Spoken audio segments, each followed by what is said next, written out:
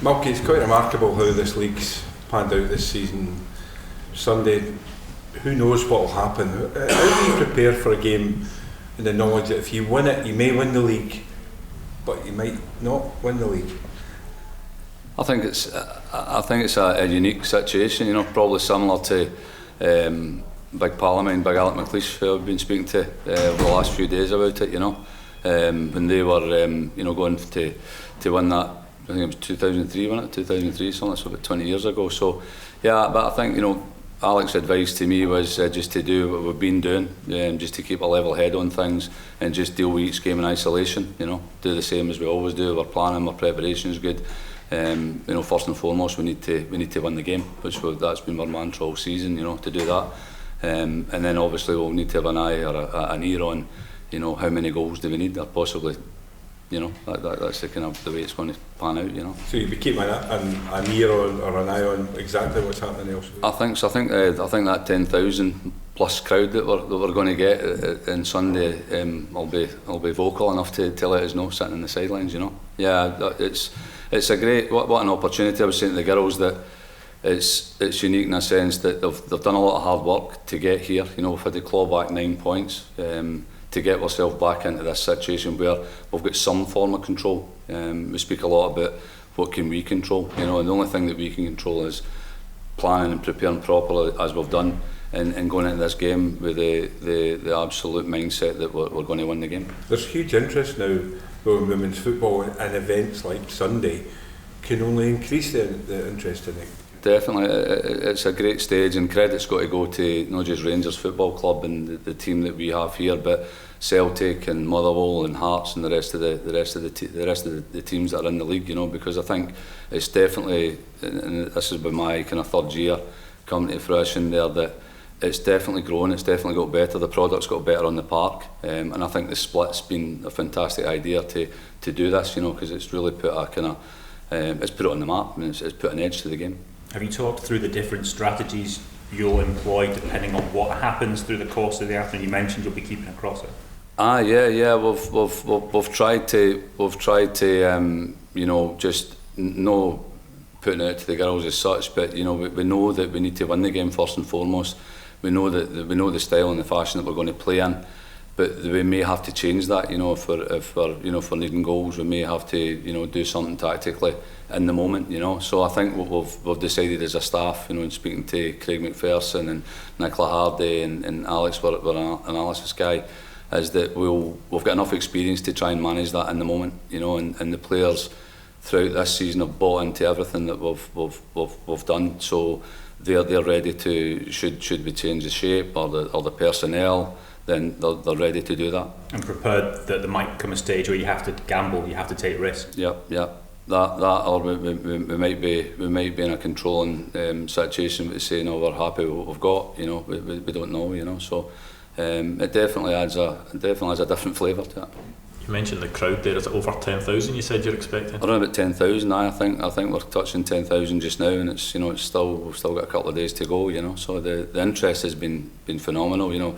Certainly I know that all the players, myself and the staff, have phone call after phone call about tickets. How do they get tickets? How do we go about it? So it's definitely it's great. It's fantastic. It's exciting. It's exhilarating. I mean, how encouraging is that, going into next season as well, that you hope that interest stays there when this is such a good advert for the women's game in Scotland this weekend? Yeah, and I think that's the responsibility that's put on the players and the staff as well, that we continue doing what we're doing, we continue promoting the game and making sure that we're training hard and working hard to put a good product on the park that's going to entice viewers to get captivated by it.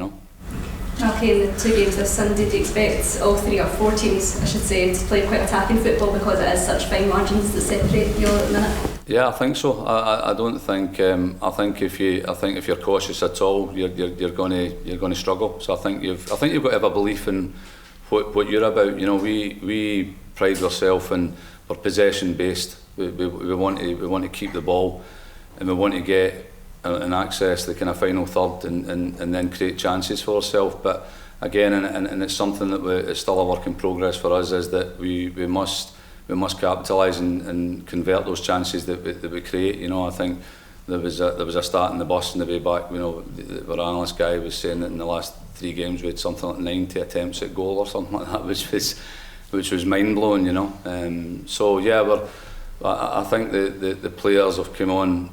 You know, what a journey they've came on, and I think they do see the importance. If we go back to even when we played Benfica at Ibrox, when we didn't create a lot of chances, but Kayla McCoy, I think she had something like 6 or 7 attempts at goal and scored twice, you know, and she capitalised on that. So the importance of taking your chances is vital. And Emma Watson picking up Young Women's Player of the Year, so the 17 still in school. How pleasing is that for you that talent has been recognised so young?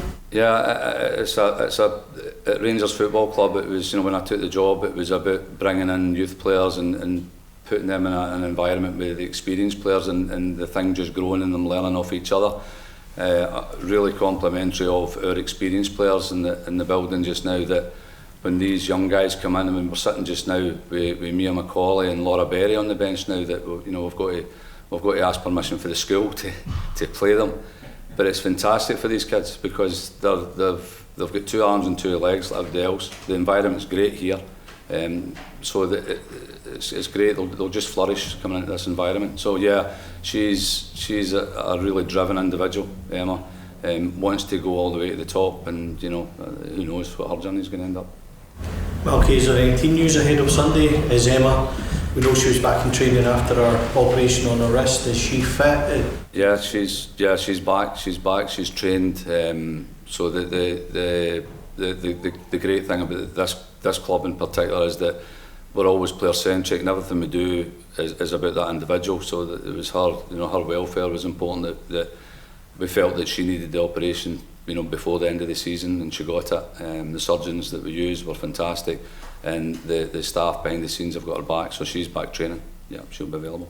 I, by chance, bumped into Tess the other day in Glasgow, and she was saying how excited she was, and there was a real excitement on the group and a real focus because they know what they've got to do. Does that help you sometimes, because you don't need to explain it or push it? The girls are all aware of what needs to be done, the team are aware of what needs to be done. Now it's just go and get it done and really go for it. And of course everyone likes to play football, score goals. That's your challenge. Yeah, I think with the likes of Tess, you know, the experience that she has playing in different leagues, in top teams, I think it really complements the fact that we've got some young ones who know nothing, who have no clue about probably the enormity of, you know, potentially winning a treble, winning another league. So it's great in a sense that the young ones just go and do it, and they don't have a problem with that. And the older ones are there to just kind of guide them, and maybe, you know, just a quiet word here, a quiet word there. So I'm blessed with that kind of scenario that I've got here.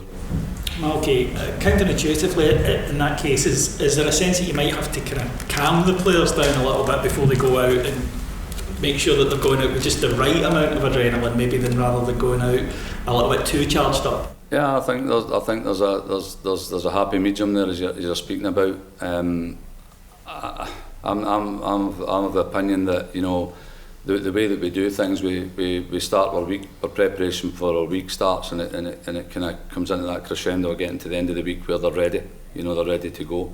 But it's really, again, it's about that nervous energy, you know, that can happen to players, that they get so excited that when they go in the park it just doesn't work because they're exhausted.